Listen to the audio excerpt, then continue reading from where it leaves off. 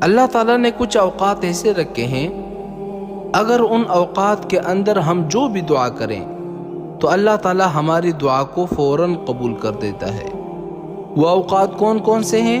جن کے اندر اللہ تعالیٰ دعائیں کو قبول کرتا ہے؟ سب سے پہلے اذان کے وقت،